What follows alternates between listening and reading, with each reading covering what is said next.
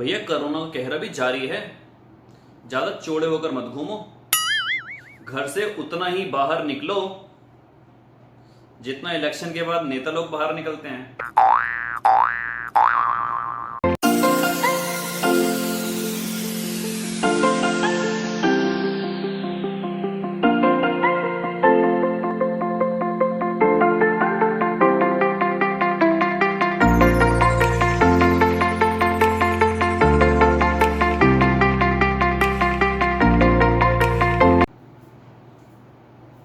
Good morning India, कैसे हो बच्चों। Welcome back to your beautiful से channel with your handsome teacher जिसका नाम है फिजिक्स बाय राहुल बंसल। करते हैं स्टार्ट चैप्टर नंबर 4 का नेक्स्ट टॉपिक जो है application of ampere circuital law. आपको लास्ट क्लास में बताया था एम्पियर सर्किटल लॉ का एक प्रूफ।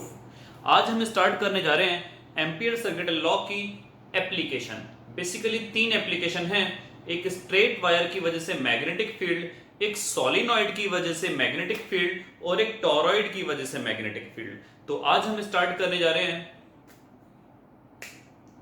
स्ट्रेट वायर की वजह से मैग्नेटिक फील्ड। आइए देखते हैं क्या है। सबसे पहले हम लिख देता हूं ऊपर बड़ा बड़ा सा टॉपिक। तो टॉपिक है आपका magnetic field, magnetic field due to a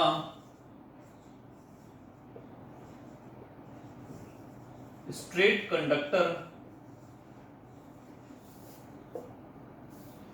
carrying current। चलिए फटाफट बच्चों करते हैं start. Straight conductor carrying current, ये हो गया आपका सपोज करो एक स्ट्रेट कंडक्टर, इसमें करंट फ्लो कर रहा है बच्चों I। कितना I। आपको यहां से इस पॉइंट P पर क्या निकालनी है, मैग्नेटिक फील्ड। ये स्ट्रेट डिस्टेंस आपने कितना मान लिया R।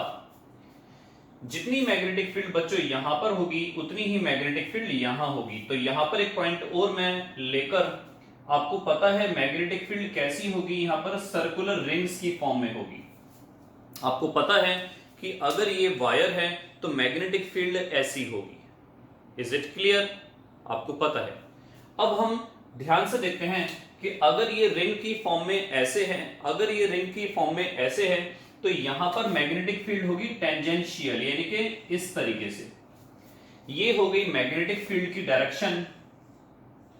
और यहां पर इस रिंग पर अगर मैं एक छोटा सा dl बनाऊं, dl का मतलब क्या हो गया, ये पूरी लेंथ अगर मैं सोचूं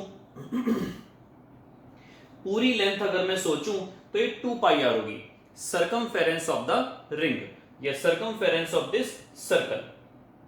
तो इस सर्कल का मैं छोटा सा हिस्सा यहां पर लेता हूं बच्चों, तो उसकी लंबाई मेरे पास कितनी मान ली मैंने, dl। लास्ट क्लास में आप देखें तो और अच्छे तरीके से मैंने एक्सप्लेनेशन दिया हुआ है।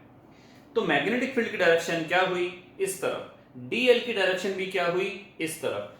दोनों के बीच में थीटा कितना बना बच्चों, मेरे प्यारे प्यारे बच्चों, दुलारे दुलारे बच्चों, थीटा की वैल्यू आई 0 डिग्री। तो बी और डीएल के बीच में थीटा कितना आया बच्चों, 0 डिग्री। तो यहीं से स्टार्ट करते हैं। According two ampere circuital law, integration B dot dl आप लोगों ने पढ़ा था mu naught I। Mu naught I तो आपने यहां पर पढ़ा था म्यू नॉट I। B और dl के बीच में लगा हुआ है डॉट, तो इसका मतलब हुआ डॉट प्रोडक्ट। और आप जानते हो डॉट प्रोडक्ट में क्या आएगा, साइन थीटा आएगा या कॉस थीटा आएगा, बोलिए। आप लोगों के दिल की आवाज नहीं सुनाई आ रही है, जोर से एक बार जोर से सोचिए, शाबाश। थीटा आएगा आपके पास कॉस वाला। तो यहां पर हम लेते हैं b dl cos थीटा, और थीटा की वैल्यू बच्चों है 0 डिग्री। साथ में आ गया mu naught I।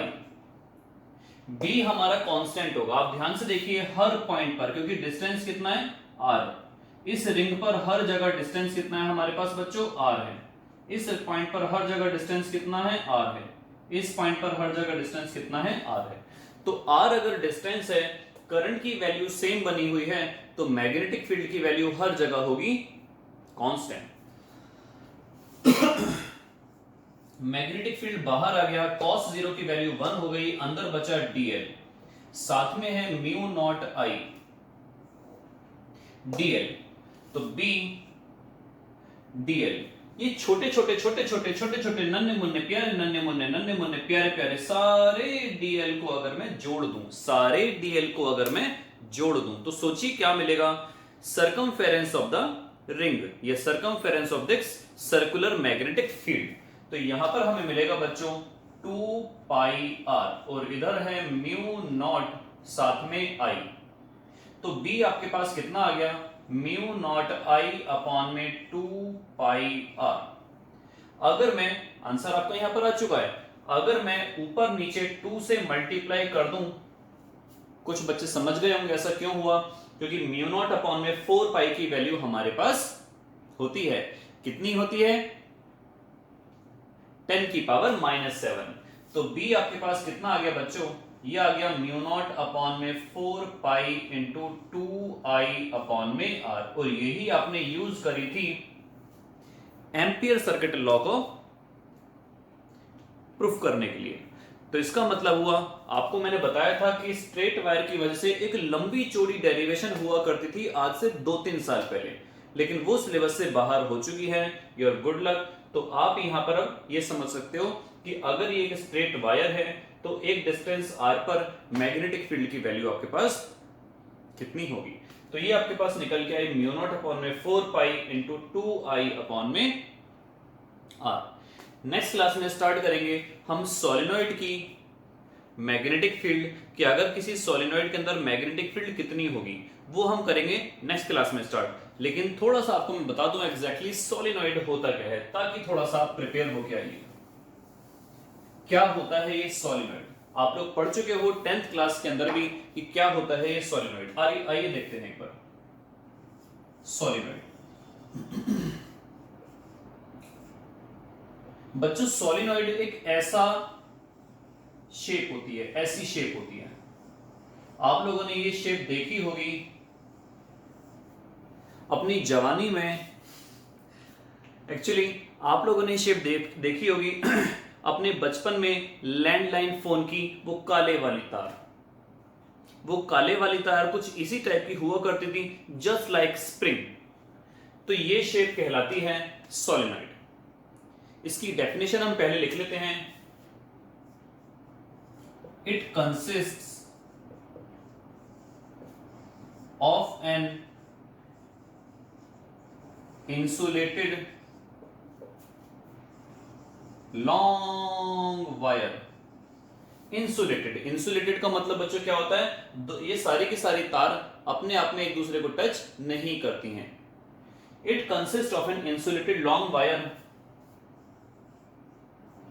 In the form of closely wound, ऐसे लिख लेते हैं, it consist of an insulated long wire closely wound, मुड़ी होती हैं, लिपटी हुई होती हैं, in the form of helix, और इसकी लेंथ जो होती है, its length is very long, very long as compared